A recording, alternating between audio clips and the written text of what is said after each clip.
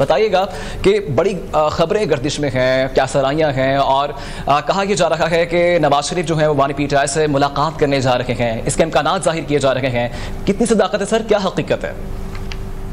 बहुत शुक्रिया आपका। देखिए, अगर आम हालात में देखा जाए और इसको आप जो हकायक है उनसे जरा परे करके देखें तो फिर तो शायद ये कुछ नहीं नामुनासिब बात नहीं है। सियासी जमातों के दरमियान राब्ते या सियासी जमातों के कायदीन के दरमियान राब्ते या गुफ्तगू तो होनी चाहिए, लेकिन आज के तनाजुर में ये मैं समझता हूँ कि फिलहाल तो ये मुझे टाइट फ्लाइंग की लगती है। इसका ताल्लुक कोई मुझे सियासी जो इस वक्त हालात है उनसे नजर नहीं आता, ना ही मुझे PMLN के अंदर कोई ऐसी ख्वाहिश नजर आती है जहां मियां नवाज शरीफ साहब जाएं और इमरान खान साहब से मिलें। देखिए, मियां नवाज शरीफ साहब इस निजाम के सिग्नेटरीज में से हैं जिसे PTI चोरीशुदा मैंडेट कहती है, ख्वाजा आसिफ साहब हाइब्रिड निजाम कहते हैं।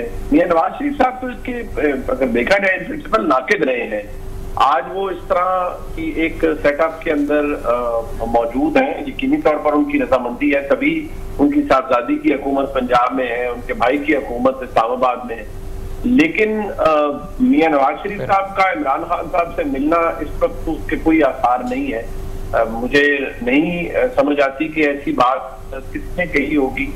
किसी ड्राइंग रूम के अंदर तो ये गुफ्तगू हो सकती है, लेकिन मैं नहीं समझता कि मियां नवाज शरीफ साहब जा रहे हैं इमरान खान साहब। मुनीर साहब, बहुत शुक्रिया आपका, आपने हमें ज्वाइन किया। तो फिर ये जो हमें कुछ जो सहाफ़ी हैं, एंकर्स हैं या TV चैनल वट एवर या सोशल मीडिया, तो हम ख्वाहिश को ख़बर बना लेते हैं, कोई अपनी तरफ से ख़बर दी और अपनी तरफ से बना ली, मतलब ये रैशनल बुनियादों पे ये बात समझ में आती नहीं थी। ये भी कहा गया कि वो जेल में मिलने चले जाएंगे, बहुत सारा इस पर तूफ़ान भी उठा कि मियां नवाज शरीफ साहब जेल में क्यों जाएंगे इमरान खान साहब को मिलने के लिए, specially keeping the past bad blood in view. तो हम लोग ख्वाहिश को ख़बर बना रहे हैं कि यार चलो आज कोई खबर नहीं है तो फिर की पकाइए, तो चलो ये खबर पका देते। That's so. सर, मैं इसको इस तरह देखूंगा कि जहां से आई, और सबसे पहले मेरे ख्याल में जो कामरान शाहिद साहब है उन्होंने अपने प्रोग्राम में इसका जिक्र किया, वो कि उन्होंने बाद में इसकी मुकम्मल वजाहत दी कि मैंने ये खबर नहीं दी, मैंने इसके ऊपर राना सनाउल्लाह साहब का ओपिनियन लेने के लिए ये तरक्की के लिए इस तरह की खबरें आ रही हैं, तो क्या राना साहब कहते हैं। किस्सा मुख्तसर ये है कि मुझे नहीं पता कि ये ओरिजिनली जिन साहब से आई और जहां से ये चीज चली वो यार वो डिवोर्स है फ्रॉम रियलिटी जो इस वक्त पाकिस्तान की सियासत की है। इस वक्त तो काजी साहब मुसद्द एहतराम मियां नवाज शरीफ साहब का ना ही कोई तुकबंद है, क्योंकि देखिए मियां नवाज शरीफ साहब क्या चाहेंगे कि जिस हाइब्रिड मॉडल और इस्टेब्लिशमेंट लेग निजाम के अंदर उनकी साहबजादी की हुकूमत चल रही है पंजाब में, उनकी भाई की हुकूमत चल रही है वफाक में, वो उसका गला खुद घोटे इमरान खान साहब से मुलाकात के अंदर और इमरान खान साहब को कहें कि माजी का बैड ब्लड है उससे बुलाकर इकट्ठे आगे चले। तो सबसे पहले तो इमरान खान साहब ये कहेंगे कि भाई आप तो मेरे मैंडेट पर काबिज है, तो आप पहले उसको तस्लीम कीजिए कि आपने मेरी चोरी की है और बाद में हमसे बात कीजिए और मामलात पे। तो ये बड़ी बेतुकी सी बात मुझे लगती है। ये उसी सूरत में मुमकिन है कासर साहब, चले मुमकिनात पे भी आ जाते हैं कि अगर कोई ग्रैंड डायलॉग या ग्रैंड रिप्रोचवा हो रहा हो जिसमें इमरान खान साहब को भी कहा जाए कि भाई अगर आप अपनी अच्छा फेस सेविंग का कह रहे हैं तो हम उसको ये शक्ल दे देते हैं, और अगर मियां नवाज शरीफ साहब राजी होते हैं तो चले कोई मुलाकात अरेंज करते हैं जहां से मुस्तकबिल में जमहूरियत के वसी तर मफाद में इकट्ठे चलने की बातें हों, लेकिन वो भी मुमकिन नहीं है क्योंकि इस वक्त क्लासा साहब मैं आपको बहुत वसूख से ये खबर दे सकता हूँ, खबर कि जो तैयारियां हैं या जो नीयत है वो तो कोई लंबी है, यदि इस मामले को इस निजाम को कोई लंबा ही चढ़ाना है। अब वो हो पाता है या नहीं, लेकिन खबर मैंने आप तक कर दी है कि नीयत और तैयारियां की जाए। तो जी सर, लंबी जो बात आपने की है मुझे याद पड़ता है कि इमरान खान साहब जब वज़ीर आज़म थे तो वो भी इसी तरह की लंबी तैयारियां करके बैठे थे, उनके वज़ीर हमें कहते थे, आपने भी सुना भी हम तो यहाँ पे 2028 तक हैं, बाज़ कहते हैं नहीं 2033 तक बैठे हुए हैं, तो वो भी 8-10 साल की, तो उनकी भी लंबी तैयारियाँ थी। तो ये उसी तरह की लंबी तैयारियाँ हैं या कोई वाकई होमवर्क किया जा रहा है? खबरें ये भी आ रही थी, अगेन मैंने तो उसको सीरियस नहीं लिया कि जनाब के असम्बलियों की मुद्दत बढ़ा दी, जब असम्बलियाँ अभी तो साल नहीं हुआ तो कहाँ से मुद्दत बढ़ाएंगे, अभी तो 4 साल इसी के पड़े हुए हैं। तो क्या उनके जहन में है है जो आप जैसा बंदा जब ये खबर देता है तो we have to take it seriously कि लंबी तैयारी से क्या मुराद है आपकी, क्या करेंगे? अभी तो काम चल ही रहा है सर। ये जो आपने माजी का बताया है बड़ी दुरुस्त निशानदेही है, और मैं भी हमेशा यही अर्ज करता हूँ कि हमने ये माजी में देखा है। तो जब मैंने ये जारी बात है, इसको आप कोट भी करते हैं और ये कहते हैं कि भाई ऐसा तो पहले भी हुआ है, तो उसमें जो फर्क बताया जाता है वो ये कि उस वक्त तो जो मामला थे उसमें पहले 1 साल के बाद अंदर ही एस्टेब्लिशमेंट और इमरान खान साहब से वो एस्टेब्लिशमेंट साझा आ गई और वो कहते थे कि ये तो बड़े नालायक निकले हैं, you know, so on and so fourth. तो जी इनके साथ मामला नहीं चल सकते। तो यहाँ तो अभी पीडीएम का 1.25 साल और अब जो 1.25 साल 1.5 साल गुजरा है, इसमें भरपूर हमआहंगी है एस्टेब्लिशमेंट और शहबाज शरीफ साहब के दरमियान, और वो ये निजाम बहुत अच्छा डिलीवर कर रहे हैं। मतलब मैं आपको इसकी मिसाल दे सकता हूँ सागर साहब कि अगर आप 15 लोगों से मिलते हैं और उनसे पूछते हैं कि भाई एस्टेब्लिशमेंट की क्या मामलात है शहबाज शरीफ साहब की हुकूमत के साथ, कैसा चल रहा है, तो 15 में से 16 लोग ये कहते हैं कि बहुत अच्छा चल रहा है। तो अब आप खुद अंदाजा लगा लीजिए, मैंने मुहावरतन ये कहा है। तो इस वक्त जो तैयारी है वो तो अब उसकी शक्ल क्या निकलती है क्लास साहब, वो हम इस वक्त एसरटेन नहीं कर सकते। लंगर गप तो बहुत सी है कि 27वीं तरमीम में कुछ होगा, कुछ कहीं किया गया कि जी फील्ड मार्शल आ रहे हैं एज प्रेसिडेंट ऑफ पाकिस्तान, फिर कहा गया जिस तरह आपने फरमाया कि असेंबली की मुद्दत बढ़ाई जाएगी। बट मैं सिर्फ इतनी बात जानता हूं कि अगर ये निजाम जो आज की तारीख में बहुत मजबूत है, इसकी जड़ें बहुत गहरी है, अगर यही निजाम रहा, यही चेहरे रहे और यही जिस आबोताब से चल रहा है, यही सब कुछ रहा, तो फिर जो कसर मुझे लगता है, मैं क्या कह सकता हूँ, डर की कहूँ कि जो कसर 2024 में रह गई थी शायद वो 2029 में पूरी कर ली जाए। अच्छा, वो तो खैर पूरी अब भी हो चुकी है मेरा ख्याल है। जो जिस कसर का आप इशारा कर रहे हैं, 2/3 मेजॉरिटी तो अभी भी ले दी है उन्होंने। पीटीआई की सीटें जो, चलो पीटीआई को तो नहीं मिलती, मेरा अपना एक इसमें मौक़िफ़ है कि मान लिया जी कई लीगलिटीज़ हैं, बहुत सारे मसले हैं, अदालत ने फैसला फेयर एनफ कि पीटीआई को सीटें ख़वातीन की नहीं मिलती, तो फिर इनको भी तो नहीं मिलती थी ना। पीपल्स पार्टी कहाँ से उसकी हिस्सेदार बन गई, नवाज लीग बन गई, मौलाना फजल रहमान साहब बन गए। इनकी होती तो इनको पहले हल्ले में मिल जाती है, इलेक्शन के बाद मिल जाती हैं। उनको जो बंदर बांट करके 2/3 मेजॉरिटी तो बना दिया सर। इससे ज़्यादा बड़ी कसर क्या हो सकती थी? शहबाज शरीफ साहब जो हैं बैठे बैठे वज़ीर आज़म भी बन गए, वो कहते मैंडेट भी किसी और का था, चले वो भी चल गया, अब वो उनको सीटें भी मिल गई, 2 तिहाई भी होगी। इससे ज़्यादा कसर और क्या हो सकती है सर जी 4 साल बाद? What else is required? ये तो बैठे बैठे मतलब छत से वो बनो सलवा करने वाली बात है। आप ठीक कह रहे हैं जी, बिल्कुल आप ठीक कह रहे हैं, लेकिन शायद कुछ और भी हो ना जी जहन में। शायद जो अभी 2024 में खैबर पख्तूनख्वा है तहरीक इंसाफ के पास, पता नहीं 2029 में अगर इंतखाबात होते हैं तो पता वो भी ना रहे। मतलब कुछ कह तो नहीं आप सकते ना जी कि मामला कहाँ जाते हैं। वो तो सुना, मैं आपकी बात काट रहा हूँ मुनीब भाई, सॉरी मैं आपकी बात काट रहा हूँ। वो तो 2029 तो दूर की बात है, वो तो अभी से कह रहे हैं जनाब गंडापुर साहब को हटाने के लिए। गवर्नर फैसल ये करीम कुंडी साहब भी कह रहे थे, यहाँ से भी बातचीत शुरू हो गई थी। गंडापुर साहब ने भी 2-4 तड़े शड़े लगा दिए गए, करके दिखाएं। वो तो लगता है मेल अभी सजने वाला है, 2029 से बड़ा दूर है सर। वो तो अभी से कहते हैं गंडापुर साहब को हटाने हमने और हटा के दिखाएंगे, वो तो नहीं इंतजार करने को तैयार सर। वो सियासतदान तो आपको पता है थोड़ा जो पंजाबी में कहते हैं ना तती खाने के हिले होते हैं, लेकिन वो शायद जो और अहबाब हैं वो शायद इतने इंटरेस्टेड नहीं है फिलहाल गंडापुर साहब को कहीं इधर उधर करने में, क्योंकि बदकिस्मती से खैबर पख्तूनख्वा इस वक्त फिर दहशतगर्दी की लपेट में है और एक नया चैप्टर खोलने वाली बात है। अनलेस के वो लाज़िम मलज़ूम हो कि उसके बगैर निज़ाम रियासत आगे नहीं चल सकता, तो ठीक है इस तरह का एडवेंचर या तजर्बा किया जाए, जो कि मेरे नजदीक तो कोई इतना कुछ सेम बात नहीं हो। लेकिन अगर किसी ने ये सोच लिया है तो फिर क्या हो सकता है रास्ता। लेकिन बहरहाल ये जिस तरह निजाम चल रहा है फिलहाल तो ऐसे ही है। अच्छा, मेरी किसी नवाज लीग के बंदे से बात हो रही थी जब ये खबरें आई ना, हालांकि मैं आई डिडंट बाई दैट, हम तो बाज़ सवाल की शक्ल में भी खबर बना लेते हैं ना। जैसे वो बता रहे थे आपके, उन्होंने कहा जनाब कि अगर इस तरह हो सकता है मियाँ नवाज शरीफ साहब जाएंगे या नहीं जाएंगे। मेरे जहन में कोई सवाल है, मैंने पूछ लिया, आगे से जवाब है तो खबर बन गई। तो मैंने भी किसी को फ़ोन किया इसी चीज़ पर, तो उनका ये कहना था उन्होंने जनाब कि मियाँ नवाज शरीफ साहब जब वज़ीर आज़म थे बनी गाला गए थे, एफर्ट की थी, तो उसका जो बाद में नतायज निकले थे तो अब वो आपके सामने हैं। तो अब की दफ़ा वो क्यों मतलब जाएंगे, और वो भी जेल जाएंगे? जेल जाके मिलने का मतलब तो ये होगा कि फिर इमरान खान साहब ऑलरेडी ही इज हिटिंग पॉपुलैरिटी पीक, तो वो कहेंगे सारे देखा कि हमने नवाज शरीफ साहब ने कंपनी को इधर बुलवाया, जेल में आए और इन्होंने हमारे सारे मामलात किए। सो उन्होंने तो मुझे वो बनी गाला वाली मीटिंग का कहा कि ज़रा वो जहन में रखें कि उसके बाद क्या नतायज आए थे सामने, उससे क्या फ़र्क पड़ा था? जी बिल्कुल बात दुरुस्त है। और देखिए ये जिस तरह से भी हुकूमत चल रही है, इससे फर्क तो नहीं पड़ता ना जी कि हमने क्या बात की है। बहसियत साथियों के हम क्या रिकॉर्ड के ऊपर रख रहे हैं, हम ना भी बोले तो ना तारीख अपना आपको तब्दील करती है, ना जो आज तारीख है वो हमारे कहने पे बदली जाएगी।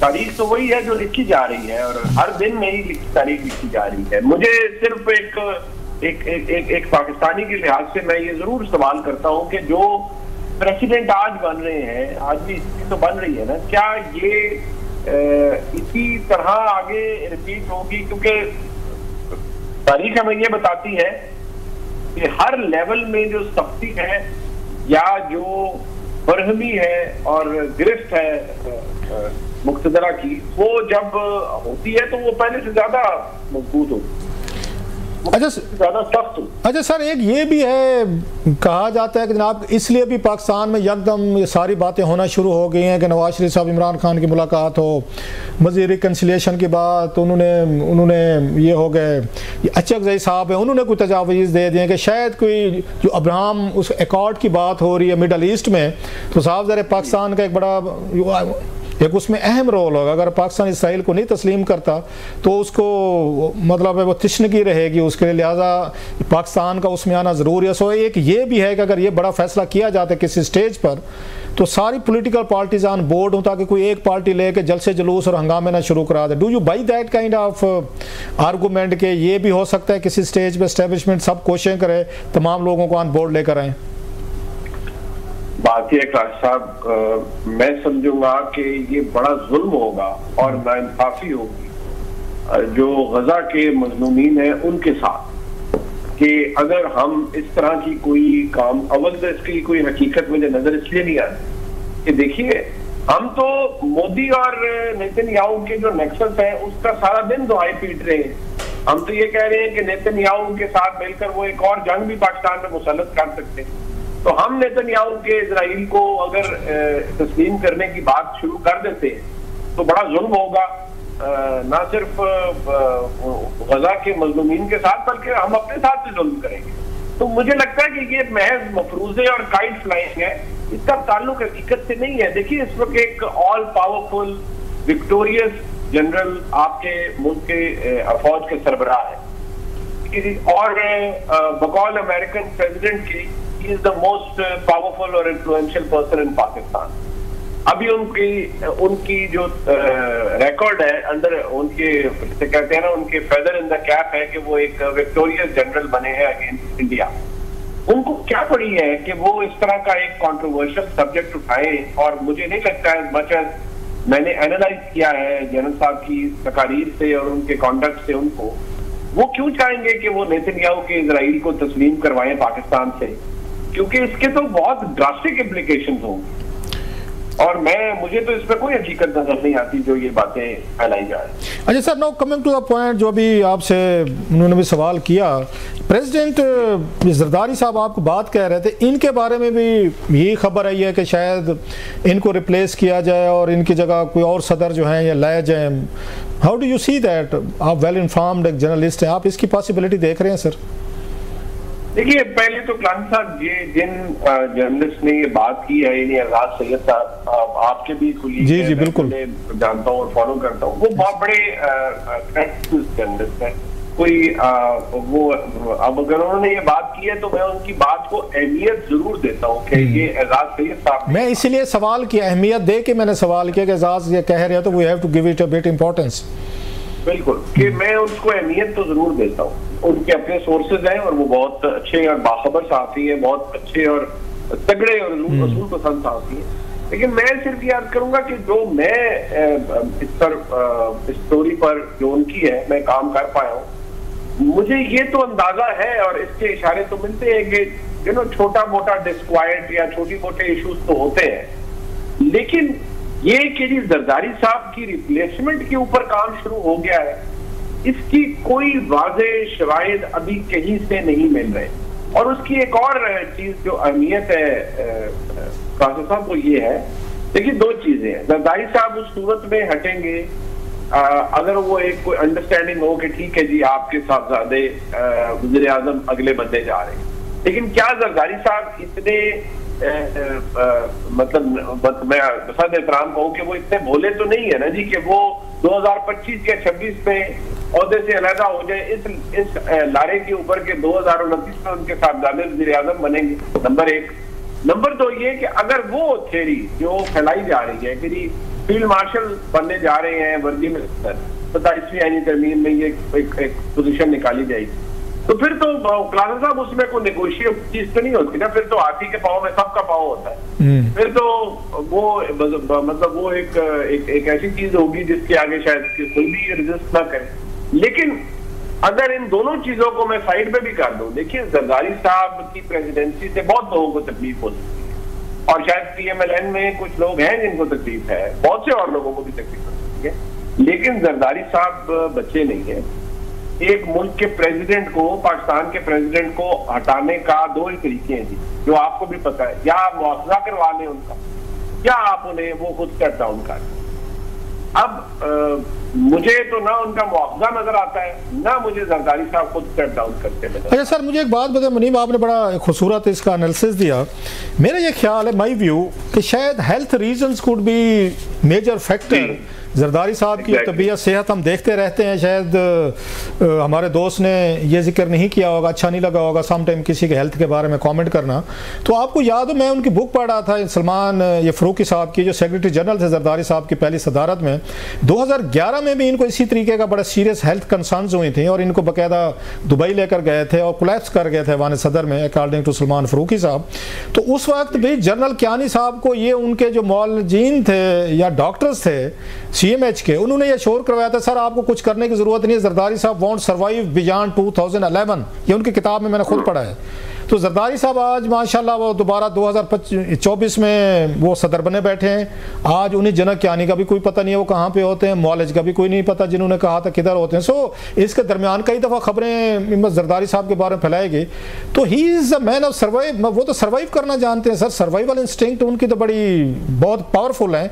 सो will he survive this news as well के ना मेरी हेल्थ भी ठीक है, मैं भी ठीक हूँ, मैं कंटिन्यू करेंगे टिल मतलब लास्ट अपने जो मेरी टेन्योर का दिन है। सर मैं हेल्थ के ऊपर तो जैसे आपने फरमाया है, हम क्या कमेंट कर सकते हैं। अल्लाह ताला, आप दुआ कर सकते हैं अल्लाह ताला जरदारी साहब को सेहत वाली लंबी उम्र अता फरमाए।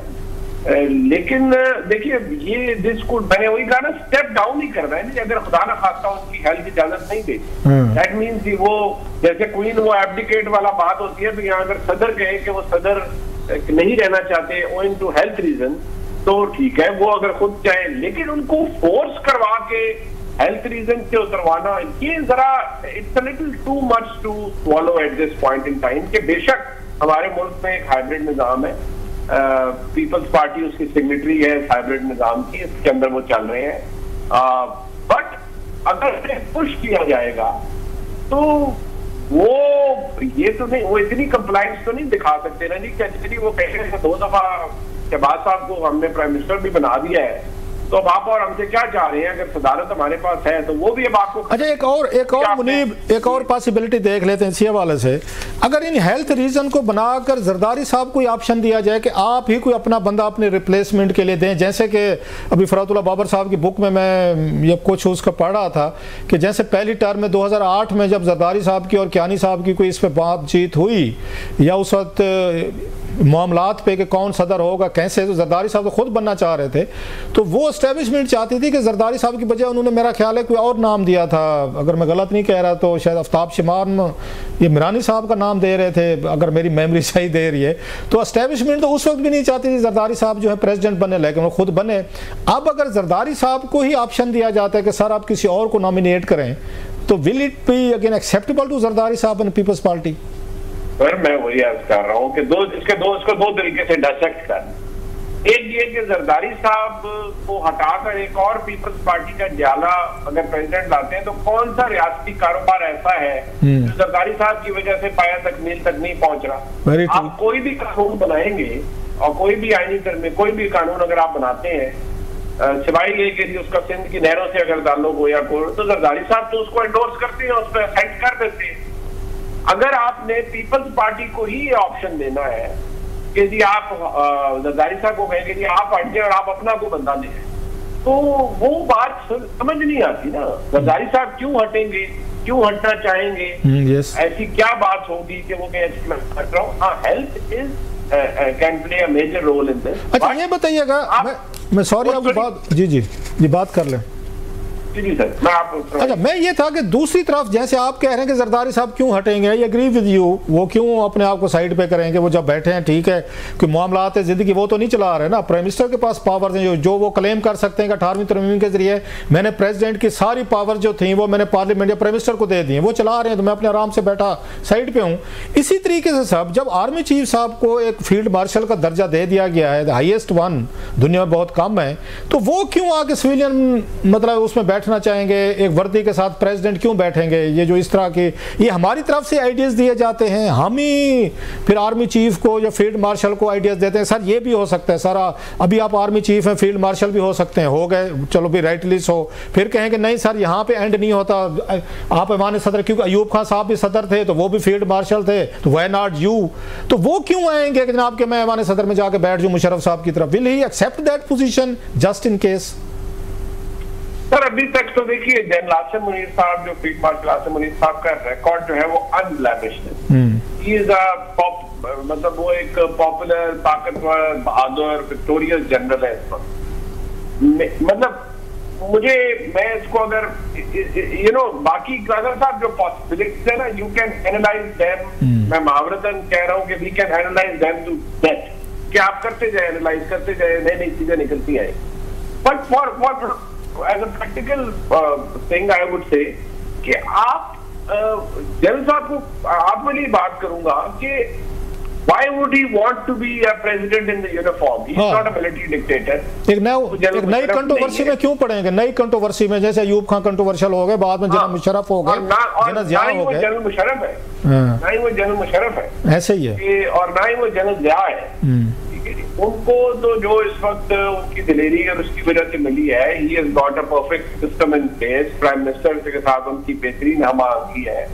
Why would they want to bring him as? आप तो ट्रम्प साहब के साथ भी हो गई है सर, आप तो ट्रम्प साहब के साथ भी मिल के हैं, लंच डिनर करके हैं, तारीफें सुन के हैं, और मजे की बात यह है कि वो तो उसी चीज को वो बताया जा रहा है कि वो ट्रम्प साहब से मिले हैं, इसलिए ये सोचा जा रहा है कि क्योंकि वो एज आर्मी चीफ मिले हैं तो क्यों ना उन्हें स्टेट वाला भी वो मिल जाए। और तो मैंने कहा यार इसकी मतलब मुझे कुछ दुख समझ नहीं आती। अच्छा सर जरा उस पे आ जाते हैं सर, पंजाब असेंबली से रिलेटेड मैं जरा कोई आपसे उस पे ले ले, तो बाकी तो हमने सियासी गुफ्तगू कर दी।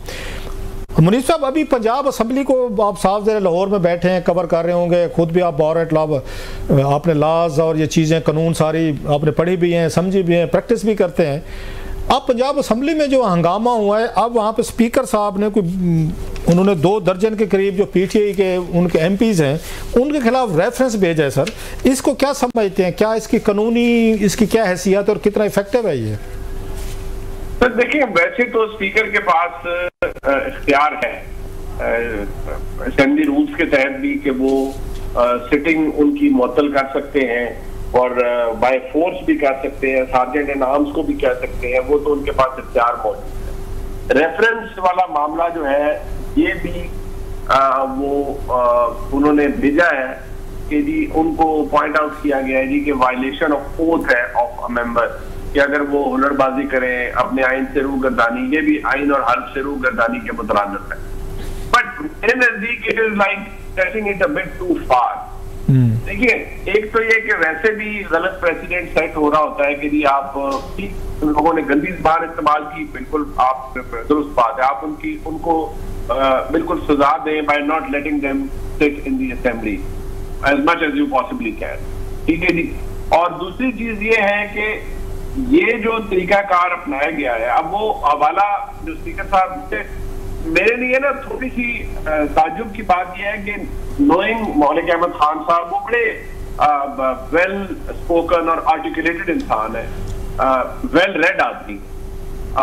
मेरे लिए थोड़ी सी ये अचंभे की बात कि उनकी 2 प्रेस कॉन्फ्रेंसेस होना, उनका जाके स्पीकर पंजाब असेंबली टू मिलना चीफ इलेक्शन कमिश्नर को, ठीक है वो उस केस में समझे मुद्दई बन गए नहीं, तो वो अब वो मेंबरान जिनका ताल्लुक पीटीआई से है वो उनको डी-सीट करवाना चाहते हैं कि उनके खिलाफ वो डी-सीट हो। एक तो ये बैड प्रेसिडेंट है। दूसरी बात ये कि आवाज उन्होंने रिलायंस की है गालिबन पैनमा के फैसले के ऊपर, यदि वो उसमें पैनमा के फैसले के ऊपर उन्होंने वो रिलायंस। अब अगर उसको आप गौर करें उस चीज को, तो इस फैसले के ऊपर तो पूरी पाकिस्तान की मुस्लिम लीग नून तनकीद करती रही है कि ये गंदा फैसला है, बुरा फैसला है और ये बड़े गलत जजों ने किया है और ये बड़ा 2 नंबर फैसला है। तो आप एक बुरे प्रेसिडेंट का, जिसमें स्पीकर को इख्तियार दिया गया कि आप असेंबली की सीट खाली करा लें, तो आप ये क्यों कर रहे हैं? आप ये क्यों, why are you allowing it to happen? आप उसका बेनिफिट क्यों ले? और आप कह रहे हैं कि ये होना चाहिए सब। तो मेरे नजदीक तो ये I think they are stretching it a bit too far. अच्छा, आपको उनका क्या लगता है इलेक्शन कमीशन ऑफ पाकिस्तान का, क्योंकि इस वक्त मेरा ख्याल है अभी उन्होंने अपॉइंटमेंट्स भी करनी है, ऑफिशिएटिंग या एक्टिंग के तौर पर वो भी काम कर रहे हैं, उनका एक हिस्ट्री भी है, माजी भी है, पीटीआई हमेशा उन पर तनकीद भी करती रही है, उन्होंने भी उन पे अटैक्स, अगेन जो चीफ इलेक्शन कमिश्नर साहब हैं उस सिकंदर सुल्तान राजा साहब, तो आपको क्या वहाँ से अभी तक कोई पीटीआई के हक में फैसले आए तो नहीं है, कोई रिलीफ मिलने उनको बंद हो गए जो माजी में मिलते थे, तो क्या लगता है फैसला क्या आएगा सर? और स्पेशली जब स्पीकर साहब जाकर उनको मिल भी आए हैं, समझा भी आए हैं, शायद कायल भी कर रहे हैं उनको। बात ये है कि इसके अंदर एक फैक्टर ये भी है कि कुछ लोगों का ये ख्याल है कि जो स्पीकर साहब हैं वो एक तो किसी दबाव में है, और वो दबाव शायद उनके ऊपर ये ख्याल है कुछ लोगों का कि वो दबाव लाहौर से नहीं है, अच्छा। उनकी अपनी हुकूमत का नहीं है, ये दबाव उन पे कहीं और से है, और उन पे दबाव ये है कि आप स्ट्रिक्ट एक्शन लें। अच्छा, अब वो इसमें कितना सच है कितना झूठ है, इस पे बहुत सी गुड़ियां उड़ाई जा सकती हैं, गाइडलाइन हो सकती है, लेकिन स्पीकर साहब कहते हैं मैं तो अपना कानूनी हक इस्तेमाल कर रहा हूं और मैं अपने हाउस को बदतमीजी की नजर नहीं होने दूंगा, गंदी जुबान, गंदे इशारे, गंदे नारे, भी तो वाकई बात ठीक है, किसी को इजाजत नहीं होनी चाहिए, बट उसकी आपके पास रेमेडी है ना, आप उन्हें बाहर निकाल दें। लेकिन जो जिस एक्सटेंट तक ये मामला जा रहा है, ऊपर से जो तहरीक इंसाफ में ऑलरेडी तनकीद कर रहे हैं वो राजा साहब की, और आज इलेक्शन कमीशन का एक लंबा चौड़ा एलानिया भी सामने आया है, तो ये सिर्फ it will create more bad blood. और अच्छा सर, एक बात बताएं लास्टली कि मैं भी देख रहा हूँ इस्लामाबाद में सर तकरीबन हो गए हैं कि 16 महीने तो हो गए मेरा ख्याल है इन हुकूमतों को बने, ऐसे पंजाब में भी देख रहे हैं हम, तो यहाँ पे जिस तरह का यहाँ पे वो नहीं चलने देते, पीटीआई वाले कहते हैं हमारा मैंडेट चोरी हुआ है, गलत वज़ीर आज़म बैठा है, गलत लोग हैं, गलत हुकूमतें हैं, बला बला सारा कुछ। इस्लामाबाद में भी कोई 16 महीनों से कोई 18 महीनों से मैंने तो पार्लियामेंट में एक दिन भी पीटीआई के दोस्तों को आराम से बैठे नहीं देखा, वो उस पर प्रोटेस्ट करते हैं, फेयर इनफ। ऐसे पंजाब में हम देख रहे हैं सर, लेकिन साथ में तनख्वाहें भी ले रहे हैं सर, सारे ले रहे हैं, और तनख्वाहें भी माशाल्लाह 6-6, 7-7 लाख रुपए बढ़ा के रहे हैं। तनख्वाहों पे उन्होंने कभी एहतजाज नहीं किया पीटीआई वालों ने कि हम ये जो बढ़ाई की हम नहीं लेंगे, कि लोग मर रहे हैं, यहाँ पे पेट्रोल की कीमतें, गैस की कीमतें बढ़ा के वहाँ से टैक्स निकाल के हमें तनख्वाहें दे रहे हैं। पंजाब में भी ये कुछ है, डेवलपमेंट बजट भी सारे ले रहे हैं, पैसे भी ले रहे हैं, अलाउंसेस भी हाउस के ले रहे हैं वहाँ पे अटेंड करने के, लेकिन हाउस भी नहीं चल रही। ये किस तरह की जमहूरियत और मुल्क चला रहे हैं सर? कि अभी एक और खबर आ रही है कि जो खवातीन को बहाल किया गया है दोबारा, इन तमाम को खवातीन को, उनको पिछले 6 महीने की या साल की जितनी भी तनख्वाहें भी दी जा रही हैं, करोड़ों पे वो भी दिए जा रहे हैं। तो यहाँ कोई स्टेट बैंक के पास, कोई सेंट्रल बैंक ऑफ अमेरिका ने डॉलर की मशीन भेज दी है कि नोट छापो और अपने मुल्क के पार्लियामेंटेरियंस को, एमएनएज, एमपीज, वजीर, चेयरमैन, स्पीकर, जिसके पास जितने पैसे चाहिए ले लो। स्पीकर साहब ने 21 लाख कर दी, एमएनएज ने उन्होंने जनाब 6-7 लाख उन्होंने कर ली, और ऐसे हमने देखा ये जो सूबाई असम्बलियाँ हैं वो पैसे कर लेती हैं। ये कैसे है? ये मतलब हाउस भी नहीं चलने दे रहे, पैसे भी ले रहे हैं, तनख्वाहें भी ले रहे हैं और मुल्क भी चल रहा है, जमहूरियत भी चल रही है सर। सर तो ऐसे ही है, वो अंग्रेजी में कहा जाता है ना, what is right is often forgotten by what is convenient. तो तनख्वाह लेना कन्वीनियंट है सर। वो आप बेशक गाली दे उसी पार्लियामान को, लेकिन उससे देनी है। जाली पार्लियामेंट है उससे भी देनी है। वो किसी ने कहा ना कि पार्लियामेंट जाली है, भाई हम तो असली है, हमने तो पैसे देने हैं, ठीक है जी। अब वो आप सारा दिन गालियां दे, बेशक गुडी कागज पंखे उड़ा के चले जाए और जहाज उड़ा के चले जाए, लेकिन आपने तनख्वाह तो लेनी है, वो तो कोई पूछने वाला नहीं है इतनी। और मैं समझता हूँ कि जो साहिब इस्ताद हो गए उनको तो तनख्वाह लेनी भी नहीं चाहिए जी। जो आते 6-6 8-8 करोड़ रुपए की गाड़ियों में है और उनके साथ एक कॉन्वॉय होता है अपना जाती, उनको 6-8 लाख रुपए से क्या फर्क पड़ जाता है खासा साहब? नहीं, आपने सही कहा कि पार्लियामेंट जैली है, मानते हैं जनाब उनकी बात ठीक है, पार्लियामेंट जैली, फिर जैली पार्लियामेंट में तो इनको जाने नहीं चाहिए था कि हम नहीं जाते जनाब जैली पार्लियामेंट, ना तनख्वाहें लेते हैं, पर्क्स लेते हैं। वो पंजाब में भी ले रहे हैं, यहाँ भी ले। अच्छा, हुकूमत को भी, क्योंकि उनके कौन सा कोई शहबाज शरीफ साहब की जेब से जा रहा है? उनके स्पीकर ने 21 लाख रुपए की तनख्वाह कर ली जनाब, कोई पूछ के दिखाए। उनके MNAs ने खुद तमाम ने हुकूमत समेत उन्होंने लाखों रुपए की सैलरीज बढ़ा ली 600%। कौन सा उनकी जेब से जा रहा है सर? ये तो आवाम जो बिलों का बिल नहीं दे पा रहे, बिजली के बिल, अभी पेट्रोल की, गैस की 50% उन्होंने प्राइसेस मजीद बढ़ाई हैं। तो हुकूमत को भी लगता है ठीक है, रोला पाई रहो, हमारा कौन सा जाता है, हम कौन सा लोगों को अकाउंटेबल हैं और कौन सा वही वाली बात हमें वोट मिले और हमने जवाब देना है। अब तो आपने खुद कहा कि सिस्टम को आगे ले जाने की बातें भी हो रही हैं, दे आर कॉन्फिडेंट कि ठीक है चलते रहें सर। ऐसे ही है सर, वो अपनी मर्जी से और वो अपनी कन्वीनियंस से सारा मामला लेके जाना है ना, तो बस उसके चलते रहे, लेके जाते रहे।